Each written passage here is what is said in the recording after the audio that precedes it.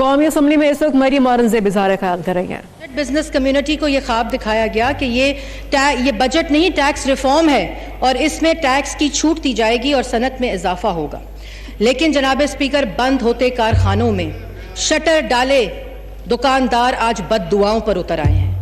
جناب اسپیکر تیسرا بجٹ پاکستان کے تنخواہ دار طبقے کو پیس دینے، چھوٹے سرمایہ کار کو تباہ کرنے اور جناب اسپیکر عام شہری کے منہ سے نوالا چھیننے کا بدترین حربہ ہے۔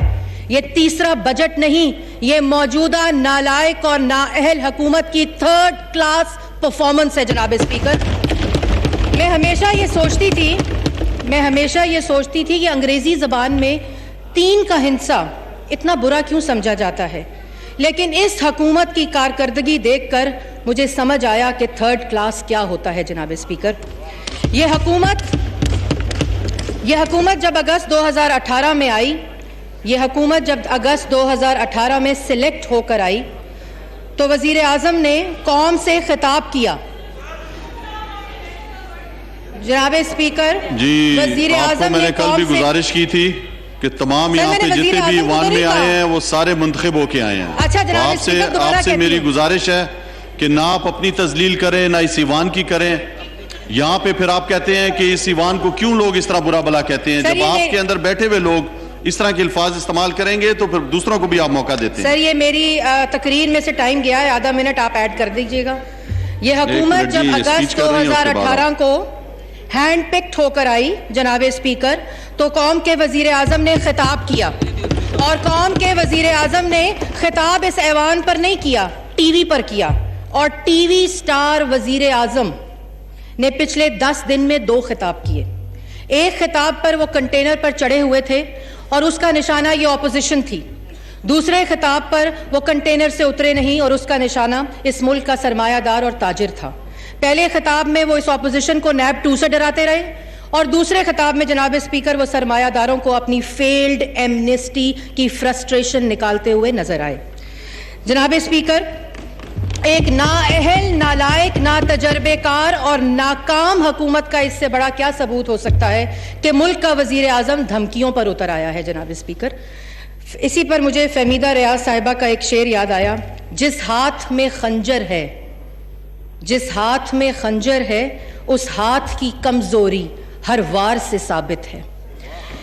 فہمیدہ ریاض صاحبہ کی روح سے معذرت کرتے ہوئے میں اس محاورے کی طرف اشارہ کرنا چاہتی ہوں جس میں ہاتھ میں خنجر نہیں، ہاتھ میں ماچس آ گئی تھی اور پورے جنگل کو آگ لگ گئی تھی، آج پورا پاکستان سلگ رہا ہے جناب اسپیکر۔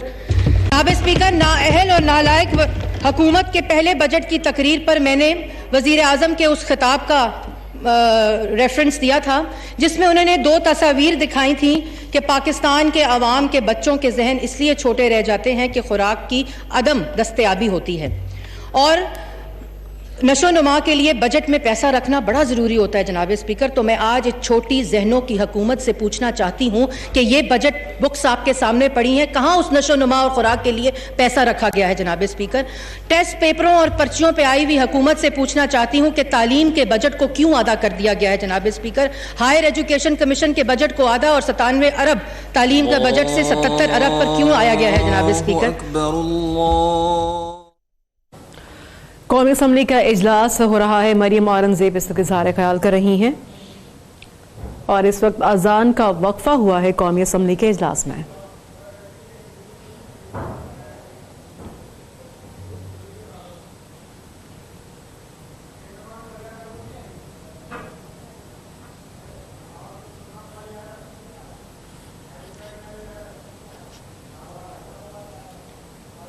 پاکستان کرکٹ ٹیم کو ساؤتھ افریقہ کے خلاف جیتنے پر مبارک دیتے ہوئے یہ اس ایوان میں واضح کرنا چاہتی ہوں کہ 92 کا ورلڈ کپ بھی پاکستان کرکٹ ٹیم کی مشترکہ کامیابی تھی اور شوکت خانم ہسپتال بھی پاکستانی قومی جذبے سے بنا تھا جناب اسپیکر، اور جہاں اس ملک کی بیٹیوں اور ماؤں نے ہاتھوں کی چوڑیاں دی تھیں وہاں اس وقت کے وزیر اعلیٰ پنجاب نے اس ہسپتال کے لیے زمین دی تھی۔ لیکن کامیابیوں کو ذاتیات تک محدود رکھنے والوں کا اصل مسئلہ یہ ہوتا ہے کہ وہ ذاتیات سے کبھی اوپر اٹھ نہیں سکے۔ ان کی میں کبھی ہم میں تبدیل نہیں ہو سکی، ان کی تو تڑاخ نے کبھی تہذیب کا لبادہ نہیں اوڑھا جناب اسپیکر۔ گالم گلوچ برگیڈ حکومت یہ سمجھتی ہے کہ کنٹینر پر کیے ہوئے وعدے عوام بھول جائے گی، وہ سمجھتے ہیں کہ وہ دعوے عوام بھول جائے گی، لیکن جناب اسپیکر ہمیں سب یاد ہے ذرا ذرا، تمہیں یاد ہو کہ نہ یاد ہو۔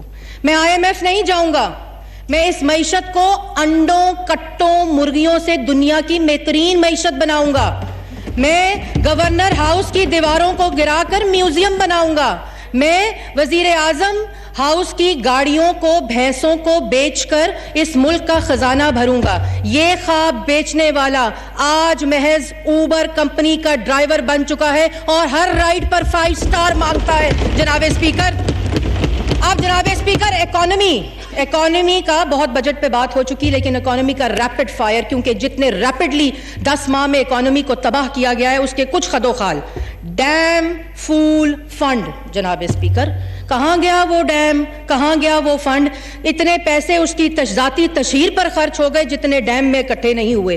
10 ماہ میں ملکی قرضہ 5000 ارب ریکارڈ قرضہ، 3% مہنگائی کو 12% پر لے گئے، ترقی کی 5.8 کی شرح کو 3% پر لے آئے، پیٹرول کی قیمت میں 23% اضافہ، بجلی کی قیمت میں 25% اضافہ، گیس کی قیمت میں 145 روپے اضافہ، گورنمنٹ بجٹ ڈیفیسٹ میں 28% اضافہ، ٹیکس ریونیو میں 1500 ارب کا اضافہ، 1500 ارب کا اضافہ۔ جناب اسپیکر روٹی جناب اسپیکر 11 روپے سے 25 روپے جناب اسپیکر۔